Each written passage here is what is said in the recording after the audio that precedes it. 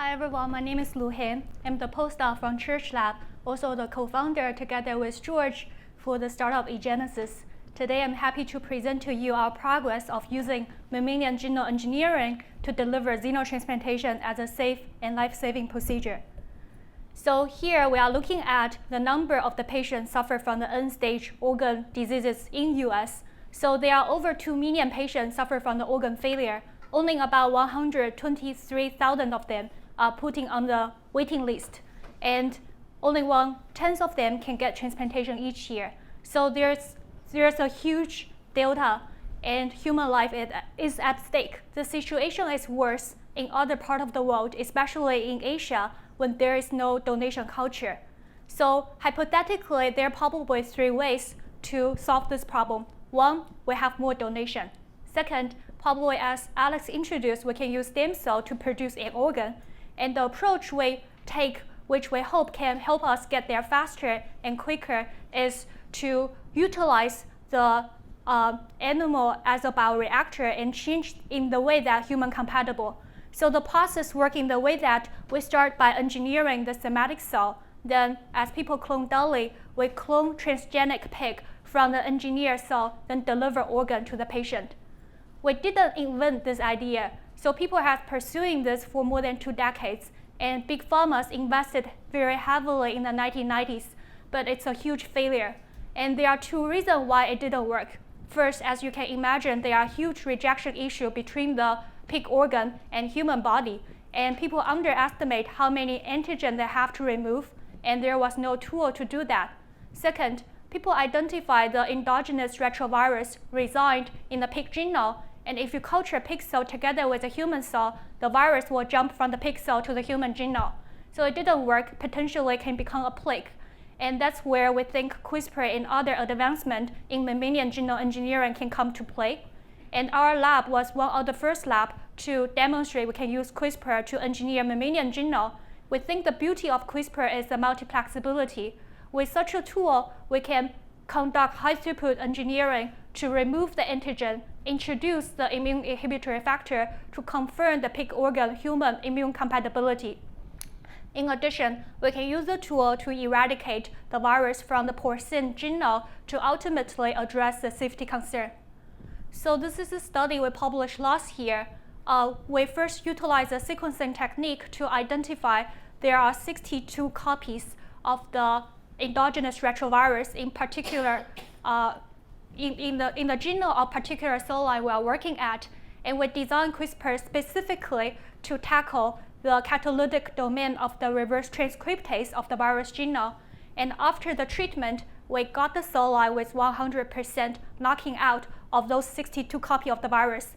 And here we are showing that if we culture the pig cell together with a human cell, without modification, there are still prevalent infectivity, whereas if we do that with our engineered cell line, there were minimum infectivity compared to similar to the negative control.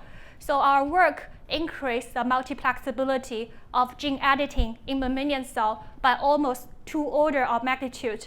And more importantly, we demonstrate we can solve the biggest safety issue of xenotransplantation. After that, we move to our second challenge. How can we engineer the pig to have the immunology feature? And over the last 1 decade, there are some scientific progress that people produce different transgenic pig, and each one of them carries some modification. The good news is all the pigs are viable, and they all shows beneficial effect for xenotransplantation. But it takes years for them to generate those pigs, and some of the modification couldn't be implemented due to the lack of the tool. So over the last few months, we have generated pig 2.0 cells with 12 modifications, which we think can address antibody binding, complement, coagulation, as well as the T-cell toxicity issue.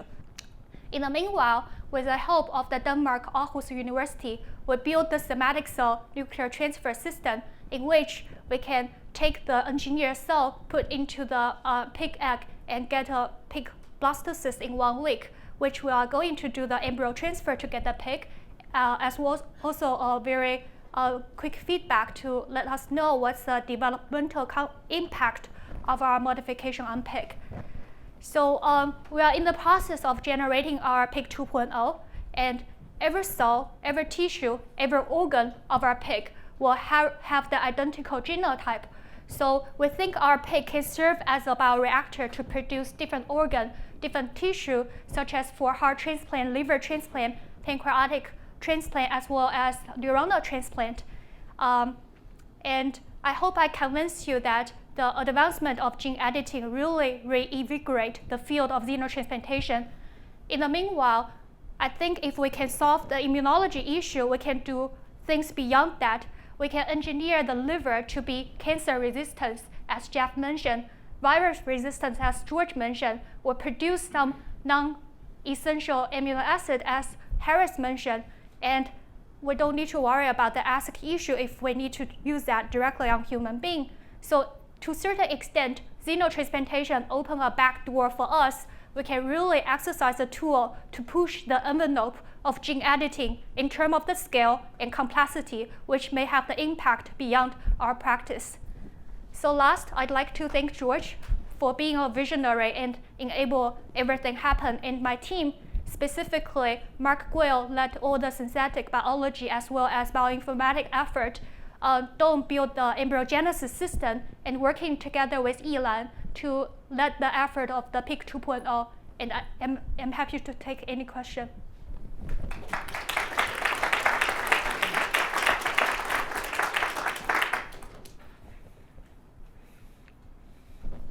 Scott.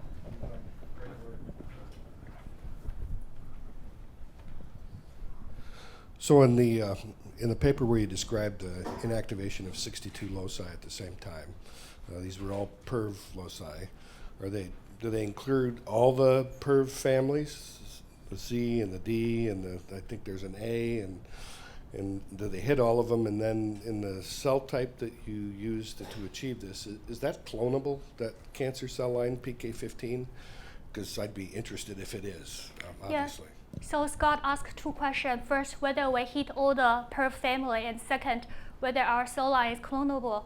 The first one is yes, there are A, B, C, and A-C family, and we hit all of them. And there are some pseudogene, and we designed the CRISPR in the way that we only target those active PERV, not touch other part to prevent some genomic instability. And the second question, no, the cell is not clonable, but we are repeating our process in the clonable cell line and hopefully can produce a transgenic pig with such a feature.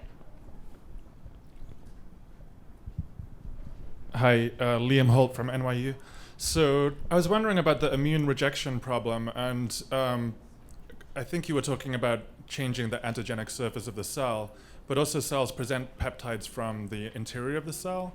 I was wondering if you could break that pathway so that you aren't getting arbitrary pig peptides displayed.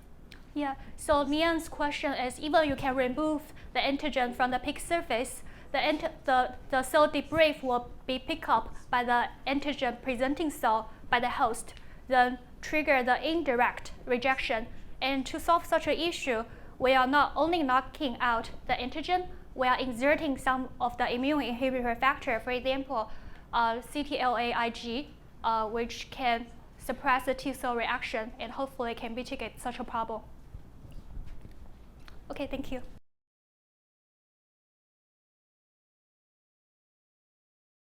Hi, I'm a postdoc in Pam Silver's group at Harvard Medical. I don't know what his chair is here. So I'm the postdoc working on the human artificial chromosomes in the lab. No one else is working on it. We're relatively new to the game, but I'm going to catch you up in 5 minutes. So why are we interested in HECs? There are obviously a diverse amount of commercial and academic interests. Nowadays, it's not so easy to differentiate between the two anymore.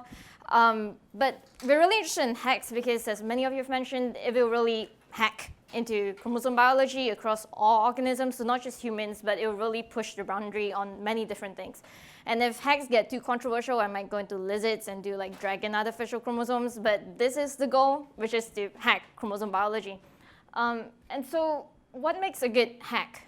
And in terms of building a synthetic genome, what do we need to do with a hack before we can do that? And there's a way to score hacks for us, and I'm going to go through the criteria. So the first really important thing is segregation. Having a hack that's centromere competent, and this is the core of chromosome biology. If you can't segregate your hack, it doesn't work. And the next thing is compatibility. And this is what gives hacks a leverage above viral plasmids or random pieces of DNA, which is compatibility with the system. And this is a lesson we can learn from yeast and bacterial plasmids and vectors. They work with the system, they come from nature, they are expressed, they are recognized with cells, but in human biology, we haven't breached that barrier that much. So we keep trying to use viruses and things that will be attacked by human cells will be silenced and degraded. And so our objective of the hack is to make something compatible. The next thing is organization. So we don't want to just create a jumble of DNA that you throw in and you don't know what happens to it anymore. You want to know what exactly is in your hack and what it looks like while it's in the cell and if it gets passed on with integrity to the next few cells. It has to be replication competent. If it doesn't replicate, it's not useful. And expression is also super important. If you can't express of your hack, it's not useful again. And I'd say that in the last 2 decades, we've made significant progress on hacks in terms of meeting these criteria. And now for our lab, we really want to hit the last one, which is shuttle ability. And what this means is being able to shuttle it, like yeast vectors, into bacteria or yeast and manipulate them, construct them, and then put them into human cells. And this will accelerate development of hacks so quickly and genome synthesis as well, because if you can use the tools we have right now that work really efficiently, building megabases of DNA in yeast and then shuttling it into human cells, that will make it so much more multiplex and high throughput than we could ever achieve right now. So I'm just going to talk about the last 2 decades of hacks and what they look like. And I'm really glad that Vladimir has gone ahead of me because now you guys are up to speed on hacks. So one way is top-down, like he mentioned. So taking a naturally existing human chromosome, this is the group from Japan. And what they did was that they chopped this up. They removed all of the bits in between the centromere and the telomeres. So all you have are the core and the ends. And this is now about 5 megabases. It's been truncated, and it's in chicken cells. The other way is to go from bottom up, so de novo, taking a small piece of centromeric repeats, for example, and then amplifying that and throwing it into human cells, and hopefully getting something that exists, like persists as a hack. And so this is what Vladimir's group has done. And both of these hacks are now in CHO cells where you can load genes on via recombination, and then use microcell MMCT to transfer those chromosomes into your cell line of interest. So this process is still in development, as has been discussed. But we're trying to sort of go back to square one and see if we can make more well-defined hacks maybe, or make it a faster, more efficient process. So while Vladimir has sort of gone through his illustrious career of making hacks, I'm going to talk about our modest beginnings of making hacks. I've been about a postdoc for a year and a bit now, and this is what we've done. I'm going to run through it. We've redesigned the hack and centromere. We've found a way to assemble it, and we've also made a way to deliver really large hacks, so megabases in size. So I'm going to run through our design of the centromere. Centromeres are really repetitive, and this has been a big problem in terms of avoiding recombination or rearrangement, and we wanted to minimize this as much as possible. We went back to this consensus sequence back in 1987, and we removed as much of the repeats as possible, keeping only conserved motifs and inserting lag oocytes. So in this case, you can see that many of the nucleotides can be varied. So the longest stretch of any repetition is actually just that lag O repeat. And we've made it so that the lag O repeats will recruit a fusion protein of any type. CENPA is one option, but there are many different proteins in the human cell that can help to establish centromere function. And this is our hack design. So it's built on a yak because, again, we wanted to be able to shuttle between bacteria, yeast, and human cells, and we want to build it in yeast because yeast is really good at assembling really large and complex sequences. So again, it's been a yak, and as you can see, the yak can be linearized by cutting in the middle of a his gene. This means that there's the option of making your hack linear. We also have selectable markers like GFP and a drug resistance gene that is also an origin of replication, as well as the centromere, which, as I explained, has a way to self-perpetuate. Insulators prevent reorganization of your chromosome, and also human telomeres. So we're in the process of putting in the telomeres, but right now we're already testing design with the centromere in it. It's currently only 30 kb in size, which is pretty shocking for a lot of people, but there are studies that have shown that you can work with much less. So a centromere as big as 5 kb in human cells is capable of being a centromere.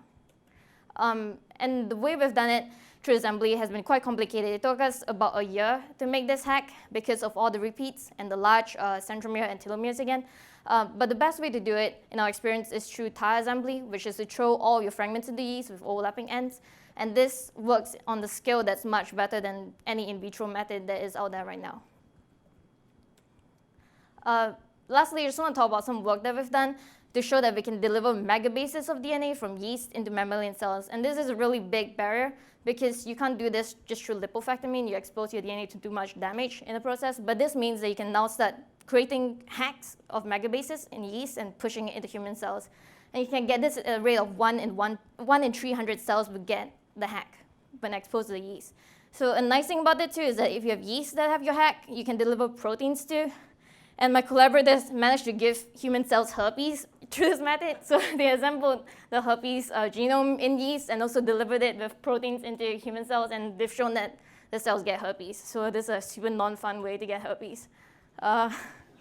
So right now, I'm going to run through it a little.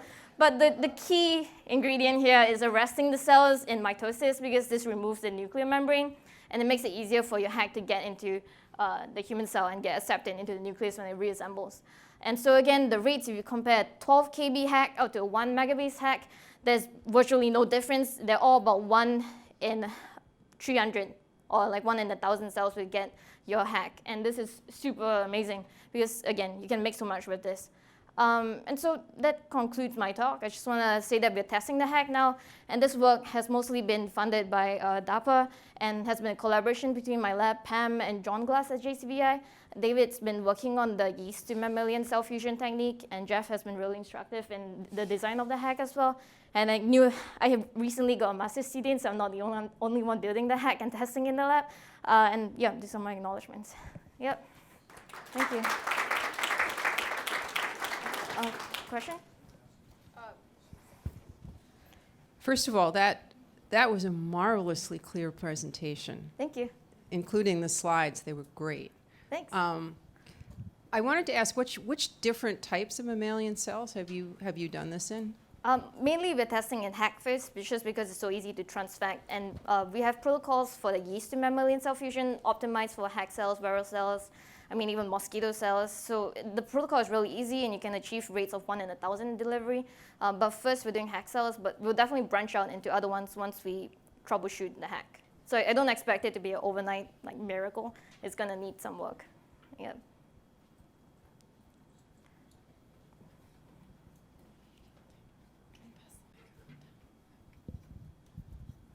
Normally, formation de novo kinetach or human artificial chromosome is accompanied by integration into chromosome. So only fraction of cells contain HAC if you use highly competent alpha satellite DNA, and even loading of SNP protein, for example, loading factors. Did you observe integration of your cassette into chromosome? So we haven't gotten that far yet. Up till today, we've just transformed it in, so it's been a week since then. I haven't been able to check whether they've integrated into chromosome yet. So right now, we're just trying to check if it can perpetuate for a couple of weeks first. But that's a really good concern because you don't want your hacks to just randomly insert into your genome. Yep.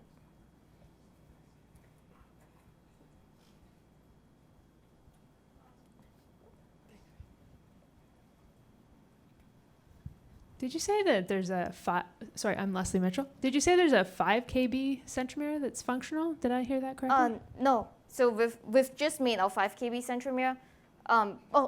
You mean other studies? Yeah. So what people have done is that they've made about 5 to 10 kbs of lag-all repeats and thrown that into different human cells and tried recruiting different proteins through like a SNPA or HGP, other centromere programs. And they found that it can create a centromere, form a kinetochore. So then there's like multimerization of that 5 kb. They are not sure whether there's multimerization. So again, this is a huge problem about whether you get repeats or not. But as far as I know, they just insert it, in an arm of an existing chromosome, and they show that it forms kinetochore at that site. Yeah.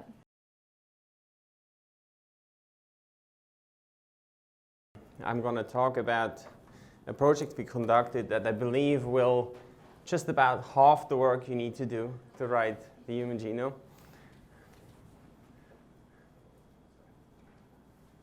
So that's great. I mean, essentially we already did half of the work, so why not do the rest of it? Which one? Okay.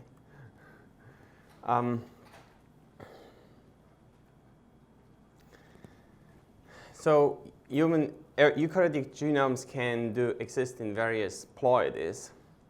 And there's a reason why Jeff chose yeast and the haploid form of yeast to make a synthetic chromosome. I guess if you want to write a genome, you would rather do it once than 8 times, such as in a strawberry, or corn was also mentioned earlier. So I think haploid has a great advantage. And the reason is not just because it has less DNA in it, it also greatly facilitates the analysis of the genome. And I think there's great value of doing this in human cells, because ultimately if we want to understand the human genome, we need to be able to change it as much as we can and to gain the most functional insight. Haploid cells, there's of course an absence of complementation by another allele, so whatever you do to the cell should be functionally expressed. Haploid cells are usually just in the germ cells, and these cells do not divide. Neither sperm nor eggs make more eggs or sperm. So the question really was, can haploid human genomes divide? And if a cell that is just haploid, can it also differentiate? So what we did in my lab in New York is we took oocytes, human oocytes, and they have, when they are at meiosis II, they have a replicated genome, sister chromatids, and then they segregate those into a polar body.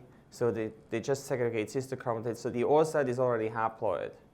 But then you have a single unreplicated genome at the one cell stage. These are the polar bodies from the meiotic divisions. And then you start development as a haploid. These cells start development as a haploid cell. Occasionally, the cell does not divide, and then you have 2 nuclei in one cell, which generates a diploid cell. So you end up with cells, a mixture of cells, when you derive a cell line that's both haploid and diploid cells in there. So what we had to do, and this was done in collaboration with the lab of Nissim Ben-Venisti at Hebrew University, is to isolate those cells. And this can be done simply by staining those cells with Höchst and then analyzing them in a fax and sorting them. And you can see here, the more intense the Höchst staining is, the more DNA it has. The less intense it is, the less DNA it has. And so haploid cells in G1, the unreplicated ones, they would be unique. There is no diploid cell that has as little DNA as a haploid unreplicated cell. And this way we can generate highly pure cells that are haploid. You see that here, and this would be the karyotype. What these cells do is they can be highly enriched, but over time cells do diploidize. So when a cell fails cytokinesis, and even it's just a fraction of the culture, because there's no reversion to haploidy, the cell culture gradually becomes more and more diploid, so sorting needs to be repeated perhaps every 3 to 4 The karyotypes are stable. They don't have specific deletions or duplications that would make them pseudodiploid. They're truly haploid. And there are easy ways to check for their ploidy. One that I really like is simply do an immunostaining, and you check the number of centromere spots. That works well in ES cells. It doesn't work so well in differentiated cells. And if the number of those is around 23, it's a haploid nucleus. If it's around 40 or to 46, it's a diploid nucleus. You can also do FISH, but this is a technique that's established in every single lab, and it's very easy to do. And so is sorting. It's not hard to purify those cells. There's only very few differences between haploid cells and diploid cells, surprisingly. They cluster in terms of gene expression. But of course, they have one X chromosome. In human embryonic stem cells, they often inactivate one X, and that means the ratio of X to autosome, which is what shows here, that would be the exome in gene expression, is 1 to 2, so 2 autosomes to 1 X chromosome in those X inactivated diploid cells, while haploid cells have an active X chromosome, and the ratio is 1 to 1. So relative to the autosomes, the X chromosome is slightly overexpressed. But this doesn't seem to affect those cells in a remarkable way. They're also smaller. They have a smaller volume, and they have a less total RNA. We know that they can be transfected. They can be used for genetic modification. We did proof of principle genetic screen on that. This just shows that they are amenable to genetic manipulation. And the question we then had, can they differentiate into various cell types? Various eukaryotic organisms can exist as haploids, as listed here, but we didn't know for human cells what they're capable for. And what you see here, we differentiated those cells into various lineages and cell types. Here you see neurons. Again, they're haploid. This would be the FACS sort. The majority of the population is haploid. Here, the centromere staining. Then the same for cardiomyocytes. And the same for endodermal cells. We also made some beta cells, not shown here. But these are pancreatic progenitor cells, and they too haploid. Again, there's a trend to more cells becoming diploid, but the significant fraction remains haploid. What you can see here is a so-called teratoma, which is the in vivo differentiation of these stem cells. And you can see that a surprisingly high number in these highly differentiated structure is actually haploid here, fish, and FACS analysis. So human cells as haploids have the capability to give rise to various differentiated cell types. What is the strengths of this system? As I mentioned, it allows us stringent molecular and functional testing of any genetic change. It can be differentiated in any cell type of interest. So my research over many years has been the target of many ethical studies, and the discussion we've had before reminded me very much of this. And I think what often happens is that there is misinformation that leads to restrictions on research rather than on strong regulation how this is used in the actual application. And I couldn't agree more on this, Scott, that I think the focus should be on what is done with it and not holding back on what research we pursue to determine whether there is value of this and what it could be ultimately be used for. And this is a law that, as of today, still affects stem cell research tremendously, in particular this. The NIH could not be involved in this work, and it is because a misinformed law equates a human embryo with parthenogenesis. These cells that you've just seen, they have no potential to make a human being, and yet they fall under that same law, unfortunately. If asked the NIH whether they would reconsider including those cells into the registry, the answer is no. So these are the people who contributed, mostly like Nissim Benvenisti, very good collaborator at Hebrew University, and funding was partially provided by the New York Stem Cell Foundation. Thank you.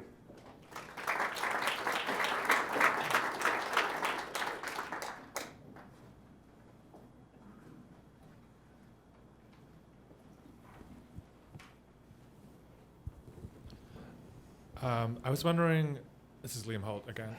I was wondering if you had tried to fuse two haploid cells together, two distinct haploid cells.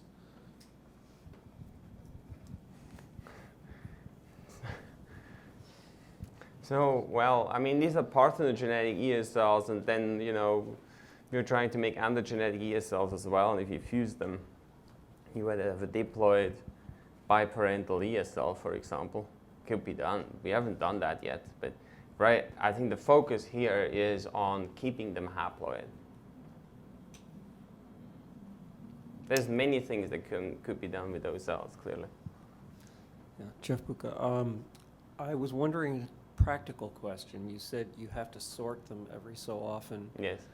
What's the mutagenic impact of one round of sorting on the genome integrity? In other words, how many mutations do you accumulate every time you do a cell sorting experiment? You know, it's a good question. We don't know the answer yet. I mean, there's a Hoechst stain and there is a low dose of UV. I suspect there is some impact, but we haven't quantified it yet. And it looks as if on the level of using those cells, it certainly hasn't affected their function or their ability to grow and differentiate. But Hoechst in and of itself and the low dose of UV is probably not that toxic. It's regularly used in animal cloning. But I think we have to address that question.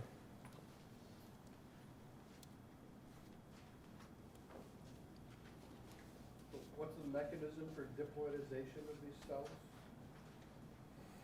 We don't know yet the answer to that, but I suspect it's a simple lack of cytokinesis in a fraction of the cells. If you grow a diploid ESL culture, you will have a portion of tetraploid cells.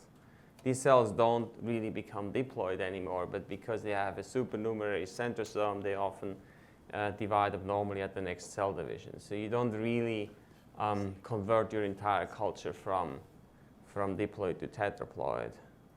In this case, if you would culture for a year without sorting, you would probably lose most or all haploid cells.